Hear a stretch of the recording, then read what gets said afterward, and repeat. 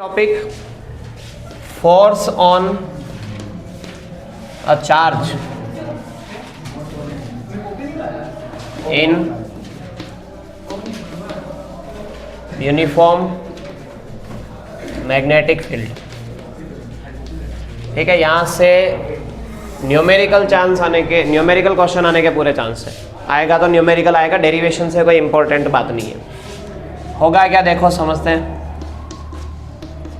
मान लो मेरे पास एक यूनिफॉर्म मैग्नेटिक फील्ड है, इसमें एक चार्ज एंटर कर रहा है। ठीक है, चार्ज इसमें मैग्नेटिक फील्ड में जा रहा है। तो चार्ज दो तरीके से जा सकता है, या तो वो इस मैग्नेटिक फील्ड की डायरेक्शन किधर है, यहाँ पे इनसाइड है, क्रॉस लगा रखा है, मतलब इनसाइड है, डॉट का मतलब क्या होता है, आउटसाइड। तो इस मैग्नेटिक फील्ड में मान लो कोई चार्ज एंटर करे, तो या तो वो चार्ज इस मैग्नेटिक फील्ड के साथ में कुछ एंगल बनाता हुआ एंटर कर सकता है, थीटा एंगल पे एंटर कर सकता है, या फिर वो चार्ज कैसे एंटर कर सकता है, परपेंडिकुलर डायरेक्शन, मतलब 90 डिग्री पे। तो पहला केस जो अपन पढ़ रहे हैं वो अपन क्या पढ़ रहे हैं, 90 डिग्री, यानी चार्ज जो एंटर कर रहा है इसके अंदर इस मैग्नेटिक फील्ड में, वो कितने डिग्री एंगल पे कर रहा है, 90 डिग्री। तो 90 डिग्री एंगल पे मान लो ये मेरे पास एक चार्ज है, ये इस मैग्नेटिक फील्ड में इस तरफ एंटर कर रहा है, कितनी वेलोसिटी से, v वेलोसिटी से, इन परपेंडिकुलर डायरेक्शन। तो परपेंडिकुलर डायरेक्शन में ये एंटर कर रहा है, तो देखो इस पे जैसे ही ये चार्ज इसमें एंटर करेगा, यहाँ पे क्या लगेगा, फोर्स लगेगा। अब फोर्स का कारण क्या है, देखो एक मैग्नेटिक फील्ड तो ऑलरेडी प्रेजेंट है, एक ये चार्ज है, चार्ज क्या कर रहा है, मोशन कर रहा है। मूविंग चार्ज क्या क्रिएट करेगा, मैग्नेटिक फील्ड। दो मैग्नेटिक फील्ड हो गए, तो दोनों मैग्नेटिक फील्ड एक दूसरे को क्या करेंगे, अट्रैक्ट या रिपेल करेंगे। तो उसकी वजह से इन पे क्या लगेगा, फोर्स लगेगा। ठीक है, बेसिक सी बात है कि फोर्स लगने का कारण क्या है कि एक मैग्नेटिक फील्ड तो इस चार्ज का है और दूसरा मैग्नेटिक फील्ड ऑलरेडी है, तो दोनों मैग्नेटिक फील्ड एक दूसरे के इफेक्ट करेंगे एक दूसरे को। उसकी वजह से इस चार्ज पे कोई न कोई क्या लगेगा, फोर्स लगेगा। अब ये ऐसे जा रहा था, फोर्स निकालने के लिए देखो हम यूज करते हैं कौन सा rule, left hand rule. Left hand rule में हमने अरेंज किया, मान लो एक तो हमने लिया थंब, एक हमने ली इंडेक्स फिंगर, इंडेक्स या फिर इसी को क्या कहते हैं, फोर फिंगर। ठीक है, और एक अपन ने ली मिडिल फिंगर।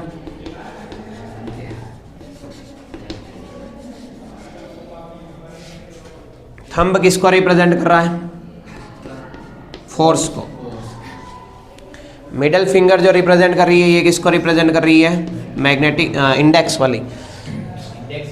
वाली किसको रिप्रेजेंट कर रही है, मैग्नेटिक फील्ड को। और मिडिल फिंगर किसको रिप्रेजेंट कर रही है, करंट। ठीक है, तो ये चार्ज इसमें एंटर किया 90 डिग्री पे, तो अपन यहाँ पे अरेंज करें अगर इन तीनों को, तो देखो मैग्नेटिक फील्ड किधर है, अंदर है, मैग्नेटिक फील्ड अंदर हो गया।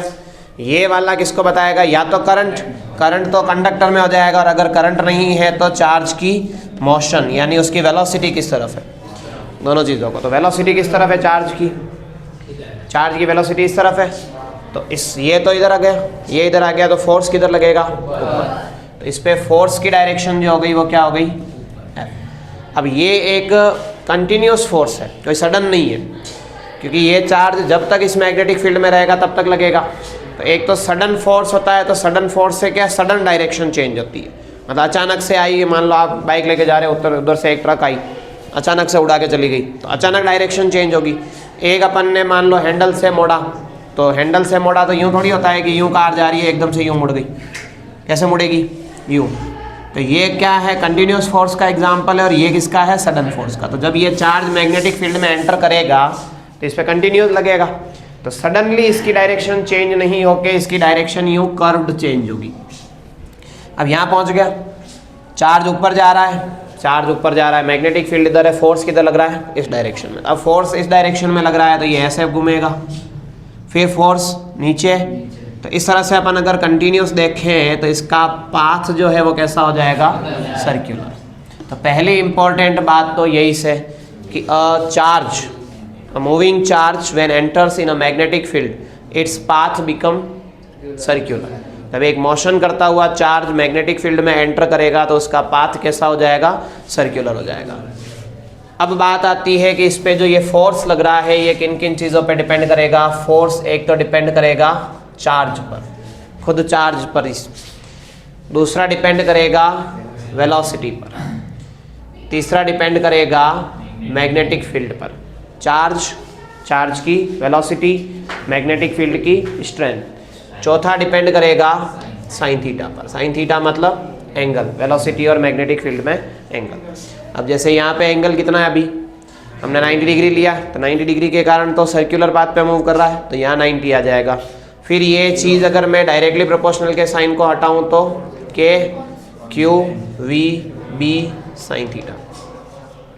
अब के को डिफाइन करना है, तो के को डिफाइन करने के लिए ऐसे कहते हैं कि देखो, if Q equal to 1 coulomb, V equal to 1 metre per second, B equal to 1 tesla, magnetic field कितना था 1 टेस्ला, साइन थीटा या थीटा इक्वल टू 90 डिग्री, तो साइन थीटा इक्वल टू कितना आ जाएगा 1। देन ऐसा ऑब्जर्व किया गया कि भाई अगर 1 कूलाम का चार्ज 1 मीटर पर सेकंड की वेलोसिटी से 1 टेस्ला मैग्नेटिक फील्ड में परपेंडिकुलर डायरेक्शन में एंटर करता है, तो उसके ऊपर लगने वाला फोर्स भी कितना है ऑब्जर्व किया 1 न्यूटन।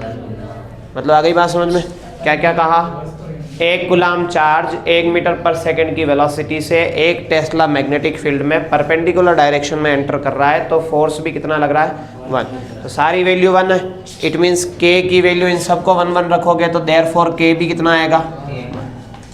ठीक है, तो के की जो यहाँ पे हमें वैल्यू यूज करनी है वो कितनी करनी है 1। तो फोर्स का क्या फॉर्मूला हो गया?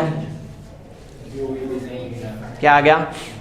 Q v B sine theta. ठीक है, अब Q साइन थीटा कौन से प्रोडक्ट में आता है? क्रॉस प्रोडक्ट में, तो यहाँ क्या आ जाएगा V क्रॉस B। ठीक है, ये अपने पास किसका फॉर्मूला निकल के आ गया? फोर्स का।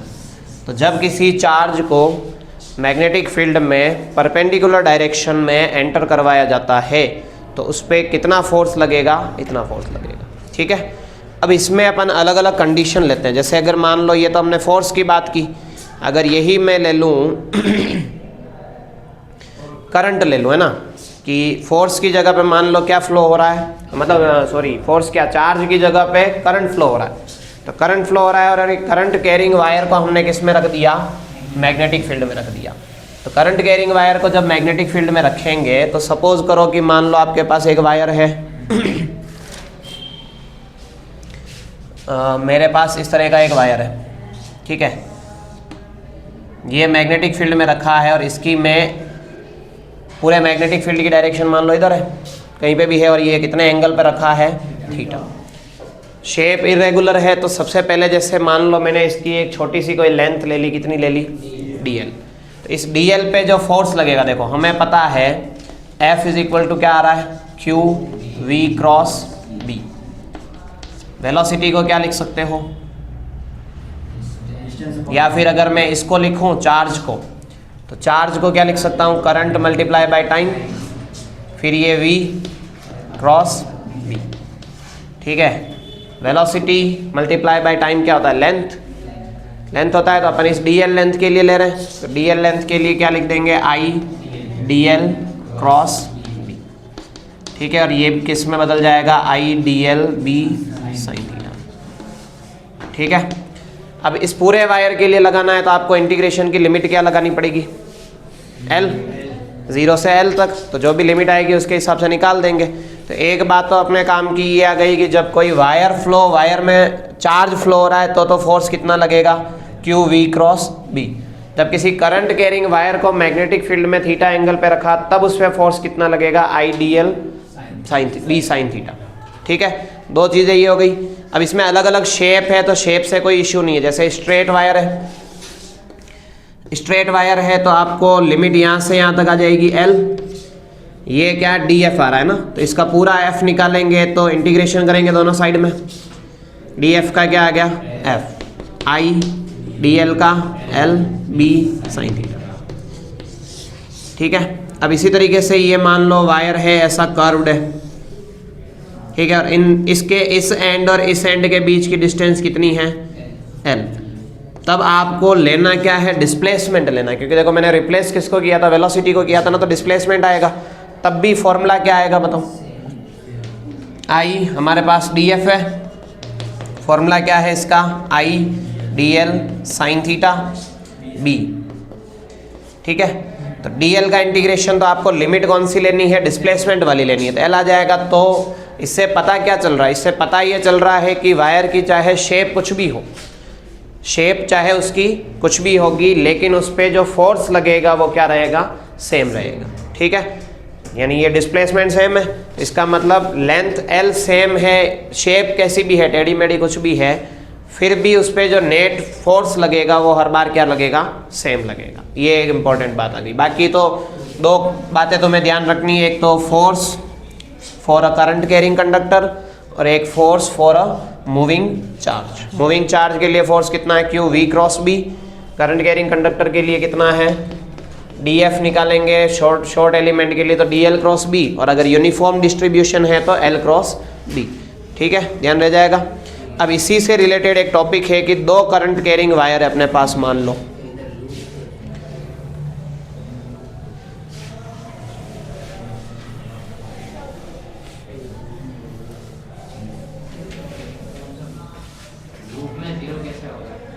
लूप में अपन जहाँ से शुरू करेंगे घूम फिर के वहीं आ रहे हैं, लूप क्लोज होता है ना। जैसे लूप की अगर बात कर ही लेते हैं, चलो ये देख लेते हैं, ये है मैग्नेटिक फील्ड। इस मैग्नेटिक फील्ड में ऐसा एक लूप रखा, इस लूप में करंट फ्लो हो रही है। अब आप यहाँ से शुरू कर रहे हो तो पूरी घूम फिर के यहीं आ गए, तो डिस्प्लेसमेंट कितना हुआ, 0, इसलिए करंट भी क्या आ जाएगी, 0 आ जाएगी। ठीक है, फिर है देखो नेक्स्ट जो है वो ये है कि अगर आपके पास दो पैरेलल वायर्स, फोर्स निकल रही हो, ये वायर स्ट्रेस कर रही हो, ये वायर पे इस वायर पूरे वायर पे, पूरा वायर कितना फोर्स एक्सपीरियंस कर रहा है, वायर फोर्स एक्सपीरियंस करेगा तो मूव करके जाएगा ना, बाहर जाएगा नहीं अंदर जाएगा, उसके हिसाब से मतलब वायर मोशन करेगा अंदर। ठीक है, magnetic field due to two parallel wires, मतलब दो पैरेलल करंट कैरिंग वायर्स है, उन दोनों के ऊपर क्या लगाना है अपने को, फोर्स कैलकुलेट करना है। सिंपल सी देखो, बहुत आसान सी डेरिवेशन है। ये दो वायर है, पहली चीज़ तो इन दोनों वायर में करंट कैसे फ्लो हो रही है, सेम डायरेक्शन में, सेम डायरेक्शन में फ्लो हो रही है, तो इसको अपन क्या बोलेंगे, पैरेलल करंट। ठीक है, अब इस केस में देखो एक एक चीज़ देखते हैं। इस वाले वायर के कारण मैग्नेटिक फील्ड बन रहा है, मैग्नेटिक फील्ड की डायरेक्शन मैंने बना दी, यहाँ पे क्या बनाया, क्रॉस, यहाँ क्या बनाया। अब इस वायर के इस साइड में इसके कारण जो मैग्नेटिक फील्ड है वो क्या है, क्रॉस है, अंदर की तरफ है। ये दूसरा वायर रखा हुआ है, इसमें करंट ऊपर फ्लो हो रही है, इस वायर पे फोर्स किधर लगेगा, तो अपने पास रूल है, ये उंगली करंट की डायरेक्शन में, ये मैग्नेटिक फील्ड, तो फोर्स किधर लग रहा है, देखो इस साइड में, तो यहाँ पे फोर्स लग रहा है इधर। ठीक है, ये पहला वायर है और ये दूसरा वायर, तो इस फोर्स को अपन ने क्या कहा, F21। F21 का मतलब फोर्स ऑन 2 ड्यू टू 1, दो नंबर वाले वायर पे एक के कारण लगने वाला फोर्स। इसका फॉर्मूला अगर कैलकुलेट करें तो देखो अभी अपन ने पढ़ा F21, फॉर्मूला क्या था, I L क्रॉस B। ठीक है, ये आ जाएगा ILB साइन थीटा। अब I किसकी लेनी है, I उस वाले वायर की लेनी है जिसमें करंट फ्लो हो रही है, मतलब जिस पे फोर्स लग रहा है। ILB अपन ने अभी भी पढ़ा ना कि मैग्नेटिक फील्ड में एक वायर लगा रखा तो उस पर फोर्स लग रहा है, तो I आप किसकी लोगे, जिस वायर पे फोर्स लग रहा है। किस पे लग रहा है, ये वाला फोर्स सेकंड पे, तो करंट किसकी लेंगे, सेकंड। L दोनों की सेम लेंगे। B मैग्नेटिक फील्ड, मैग्नेटिक देखो इस पे फोर्स किसका मैग्नेटिक फील्ड लगा रहा है, फर्स्ट का, तो मैग्नेटिक फील्ड किसका आ जाएगा, फर्स्ट। और साइन थीटा आप 1 रख दो क्योंकि एंगल 90 डिग्री है, एंगल 90 है ना, इसका लेंथ ऊपर की तरफ है और मैग्नेटिक फील्ड अंदर है, तो दोनों की वैल्यू बना जाएगी। फिर I2 L, कल ही पढ़ाया था magnetic field due to straight wire, क्या आया था, कल एक डेरिवेशन की थी, मैंने कहा भी था कि वापस करनी है, म्यू नोड I1 अपॉन में 2 पाई आर, आर मतलब डिस्टेंस। तो इन दोनों वायर के बीच की डिस्टेंस हमने कितनी ले रखी है, डी। तो यहाँ कितना आ जाएगा, कितना आया वैल्यू बताओ। अरेंज करें तो म्यू नॉड I1 I2, ये L नीचे आ जाएगा, वेक्टर है ना, यहाँ वेक्टर वेक्टर हटा दिया अपन ने, क्रॉस प्रोडक्ट करके तो केवल स्केलर वैल्यू लिख देना, ठीक है। अपॉन में L, अपॉन में क्या आ जाएगा 2 पाई डी। ये आ गया force per unit length on second wire. Same ऐसे ही अगर मैं फर्स्ट वाले वायर के लिए निकालूं F12 के लिए निकालेंगे। देखो पहली चीज़ तो डायरेक्शन देखें, इसका मैटर क्लियर हो गया। अब इसको लेते हैं, इसमें करंट ऊपर, मैग्नेटिक फील्ड इधर अंदर, इधर मैग्नेटिक फील्ड। ये वाला वायर कौन से मैग्नेटिक फील्ड में रखा हुआ है, आउटसाइड वाले में। तो आउटसाइड वाले में तो देखो, आउटसाइड मतलब ये बाहर, यूँ रखेंगे, ये तो आ गया बाहर, ये ऊपर, करंट ऊपर जा रही है, मैग्नेटिक फील्ड बाहर है, फोर्स किधर लगेगा, इस तरफ। तो यहाँ पे आ गया इस तरफ, ये क्या है F12। इसकी वैल्यू निकालेंगे तो देखो करंट किसकी लेनी है, 1 की, मैग्नेटिक फील्ड सेकेंड का। मैग्नेटिक फील्ड का फॉर्मूला हमारे पास है ही से L mu Nord I2 upon में 2 पाई डी। ये आ जाएगा mu naught I1 I2 upon में 2 पाई डी F12 बाय। तो दोनों वायर पे एक जैसा फोर्स लग रहा है, और कैसा लग रहा है, अट्रैक्टिव की रिपल्सिव, अट्रैक्टिव। तो पहली बात तो इम्पोर्टेंट, पहली चीज़ तो इसी से बन रही है कि दोनों वायर के अंदर अगर पैरेलल करंट फ्लो हो, पैरेलल मतलब एक ही डायरेक्शन में, तो फोर्स कैसा होगा, अट्रैक्टिव। अगर दोनों में मान लो एंटी पैरेलल है, मतलब एक में ऊपर है और दूसरे में नीचे, तब देखो निकाल के देखो, देखें इसमें करंट ऊपर जा रही है तो यहाँ क्रॉस, ये क्रॉस वाले मैग्नेटिक फील्ड में है तो करंट नीचे आ रही है, निकालो देखें, करंट आ रही है नीचे, मैग्नेटिक फील्ड है अंदर, तो कैसा लगेगा, इस तरफ लगेगा। तो इस पर फोर्स इधर आ गया F21।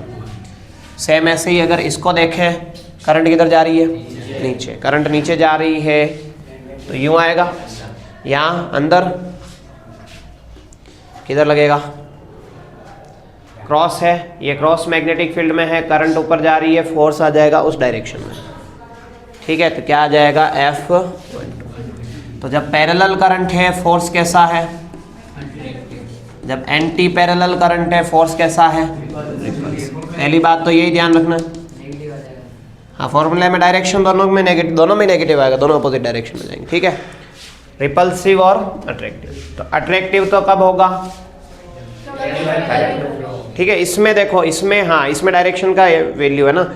ये तो मान लो अगर इधर अब आप ले रहे हो तो इसमें आप क्या लिखोगे, अगर इसको वेक्टर में लिखना है ना, तो देखो मैं लिखता हूँ F21 अपॉन में L equal to mu naught I1 I2 upon में 2 पाई डी। वेक्टर में अगर लिखना है तो उस तरफ की ये वाला एक्सिस कौन सा होता है, एक्स एक्सिस, तो इधर क्या आ जाएगा, minus x axis. Minus x axis के लिए यूनिट वेक्टर आप क्या लिखते हो, माइनस आई के।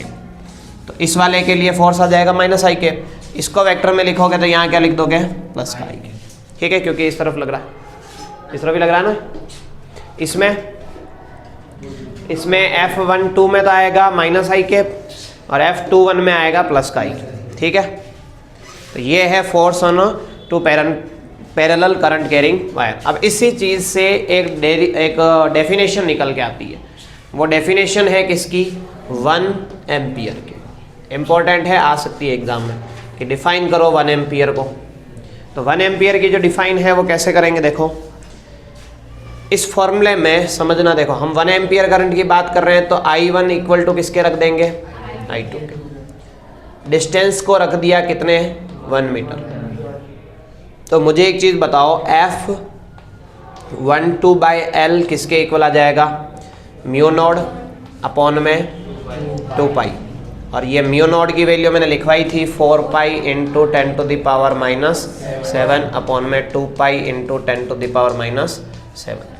पाई से पाई कट गया, 2 से 4 कट जाएगा, नहीं ये 2 पाई इंटू 7 नहीं है ना, यहाँ आ जाएगा कितना आएगा, 2 into 10 to the power -7। Unit क्या होगी, इधर क्या है फोर्स है, इधर क्या है लेंथ है, तो क्या आ जाएगी न्यूटन पर मीटर। ठीक है, तो इसकी डेफिनेशन देखो क्या है। 1 ampere is that constant current. Definition सुन लेना। एक इसको क्या माना अपन ने, 1 माना ना, तो 1 एम्पियर वो कांस्टेंट करंट है जो 2 वायर में फ्लो हो रही है, जो दोनों वायर एक दूसरे से कितने डिस्टेंस पे रखे हुए हैं, 1 मीटर।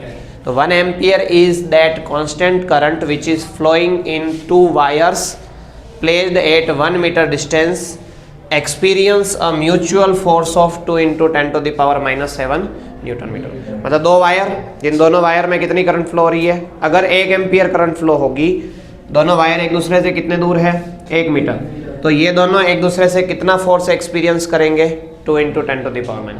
ठीक है, तो इससे अपन ने 1 एम्पियर की डेफिनेशन बना दी कि 1 एम्पियर वो करंट है जो हम 2 वायर में फ्लो करवाएं, तो दोनों वायर के ऊपर जो 1 मीटर डिस्टेंस पे है कितना फोर्स क्रिएट कर दे, 2 × 10⁻⁻7 फोर्स। ठीक है, फोर्स पर यूनिट लेंथ है ना। ठीक है ये तो बात आ गई कब की, जब चार्ज कैसे एंटर कर रहा था 90 डिग्री पे, और इसकी रिलेटेड चीज़ें पढ़ ली। ठीक है, अब अगर मान लो इसके कुछ मोशन की अगर अपन बात करें ना, कुछ पॉइंट्स बनाए, और जो चार्ज अपने पास इसमें एंटर कर रहा था तो उसके मोशन से रिलेटेड, मोशन मतलब जैसे उसकी वेलोसिटी आ गई, रेडियस आ गई, ठीक है, टाइम पीरियड आ गया, ये सारी चीज़ें अगर निकालें देखो ये क्या था, मैग्नेटिक फील्ड, वही चार्ज वाला वापस कर रहे हैं ना।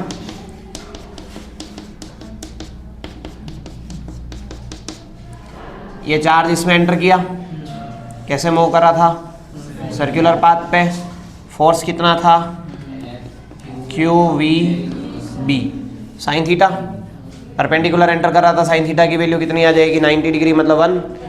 अब कोई भी बॉडी अगर एक R रेडियस के पाथ पे चक्कर लगा रही है, R, तो ये R रेडियस में सर्कुलर चक्कर लगा रही है, तो सर्कुलर मोशन में कौन सा फोर्स होता है, सेंट्रीपिटल फोर्स, मतलब सेंटर की तरफ, और इसमें सेंट्रीपिटल फोर्स यही है ना, ये सेंटर की तरफ लग रहा है। तो सेंट्रीपिटल फोर्स का फॉर्मूला क्या है, mv²/r = QVB। mv²/r ही होता है क्या सेंट्रीपिटल फोर्स का, v से v कट, ठीक है, r की बताओ, mv = क्या आ गया, QBr, यहाँ से v की वैल्यू क्या आएगी, QBr/m, ये तो हो गई v। ऐसे ही अगर तुम्हें r निकालना है तो r = क्या आएगा, ये इधर चला जाएगा। इनकी डिपेंडेंस पूछते हैं एग्जाम में, ठीक है, तुम्हारे जनरली क्वेश्चन क्या बनेगा कि कौन सा किस पे डिपेंड कर रहा है, मतलब ये दे देंगे कि जैसे रेडियस को डबल कर दिया, वेलोसिटी को डबल कर दिया, मैग्नेटिक फील्ड को डबल कर दिया, चार्ज को डबल कर दिया, ऐसे अलग अलग कंडीशन बना के देंगे। तो अपने को ये पता होना चाहिए कि कौन सी चीज़ किस पे डिपेंड कर रही है। जैसे अगर चार्ज को डबल कर दिया, वेलोसिटी क्या हो जाएगी, मैग्नेटिक फील्ड को डबल कर दिया तो डबल, पाथ को डबल कर दिया तो डबल। ठीक है, यहाँ पे R है, किस किस पे डिपेंड कर रहा पता ही है। अब R के बाद अगर मैं टाइम पीरियड निकालूं तो टाइम पीरियड क्या होता है, टाइम होता है डिस्प्लेसमेंट या डिस्टेंस अपॉन वेलोसिटी। तो ये चार्ज यहाँ से चक्कर लगाते हुए यहाँ पहुँचा, कितनी डिस्टेंस ट्रैवल की, 2πr, अपॉन में वेलोसिटी कितनी है, वेलोसिटी या स्पीड कितनी है, QBr/m, m ऊपर चला जाएगा, ये कट जाएगा। T = क्या आया, 2πm/QB, ये क्या है, टाइम। अब टाइम के बाद अगर मैं मान लो फ्रीक्वेंसी निकालना चाहूँ तो फ्रीक्वेंसी क्या होती है, फ्रीक्वेंसी होती है रेसिप्रोकल ऑफ टाइम, टाइम का उल्टा होता है। तो इसका उल्टा कर दो, क्या आ जाएगा, QB/2π। ठीक है, ये इंपॉर्टेंट है फ्रीक्वेंसी वाला, पूछ सकते हैं, क्योंकि फ्रीक्वेंसी देखो चार्ज की ना तो वेलोसिटी पे डिपेंड कर रही है, ना ही उसकी रेडियस पे डिपेंड कर रही है, पाथ की। किस पे डिपेंड कर रही है, एक तो चार्ज की वैल्यू पे, और एक मैग्नेटिक फील्ड पे, और एक उसके मास पे। ठीक है, प्रोटॉन, जैसे जैसे अलग अलग पेयर पूछते हैं, प्रोटॉन फ्लो करवाया, अल्फा पार्टिकल फ्लो करवाया, न्यूट्रॉन फ्लो करवाया। जैसे यहाँ से एक छोटा सा क्वेश्चन पूछ दूँ कि मैंने मान लो एक मैग्नेटिक फील्ड में एक तो अल्फा पार्टिकल भेजा, ठीक है, और एक भेजा हमने प्रोटॉन। ठीक है, दोनों में से किसका पाथ या टाइम पीरियड ज़्यादा होगा या फ्रीक्वेंसी ज़्यादा होगी? इसकी फ्रीक्वेंसी ज़्यादा होगी, यही बता दो। चलो छोड़ो, पक्का? देखो सबसे पहले जैसे प्रोटॉन के लिए निकालना है तो क्या लिखते हैं, एफ पी प्रोटॉन की। तो प्रोटॉन पे फॉर्मूला क्या है, क्यू।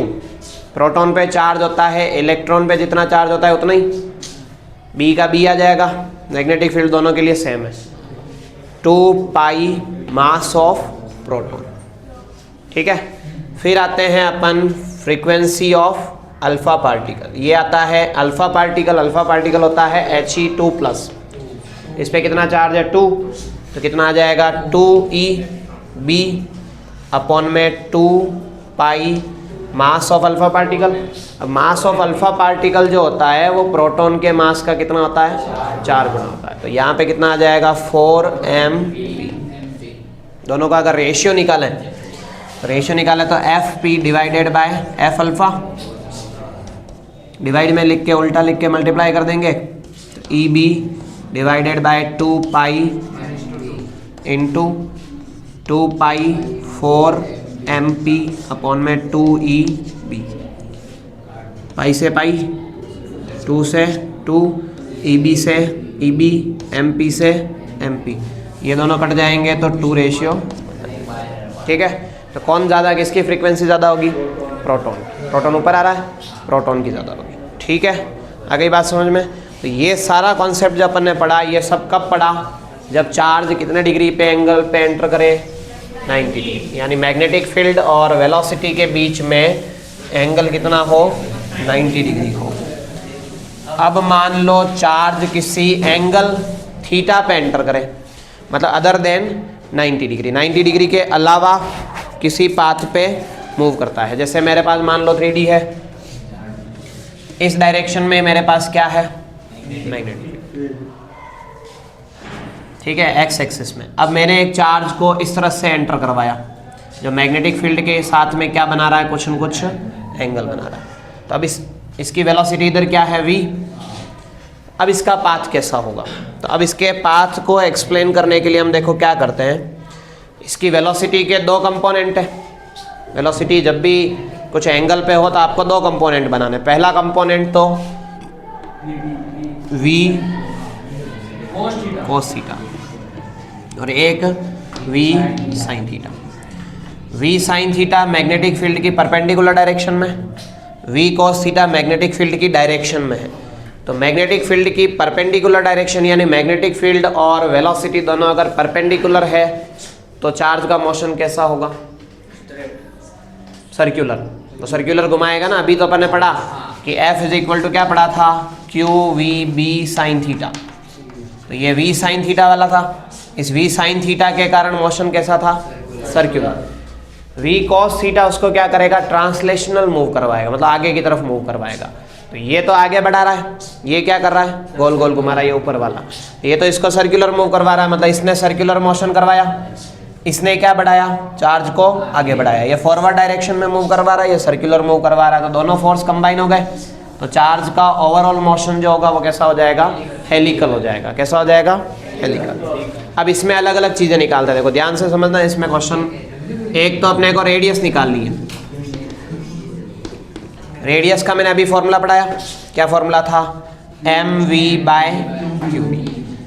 अब इसमें कौन सी वेलोसिटी लोगे, कौन सी सर्कुलर में कौन सी मूव करवा रही है, साइन थीटा या कॉस थीटा? कॉस थीटा तो आगे बढ़ा रही है, साइन थीटा मूव करवा रही है। तो यहाँ क्या आ जाएगा, टाइम पीरियड का फॉर्मूला है 2πr/qb। इसको सोल्व करते कितना आया था, 2πm/qb।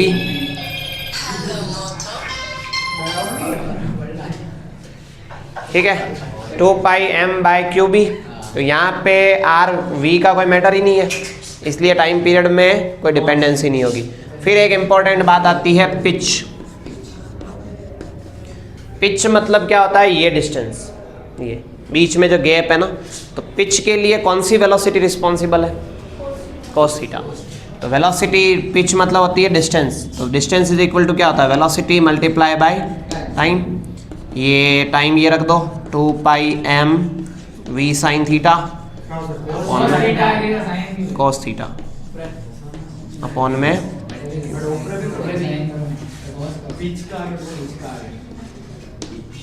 ठीक है, ये इसका फॉर्मूला बन गया। क्लियर? तो यहाँ तक का मैटर अपने को ध्यान रखना है। फिर साइक्लोट्रॉन आपके सिलेबस में नहीं है तो नहीं पढ़ना है, ठीक है।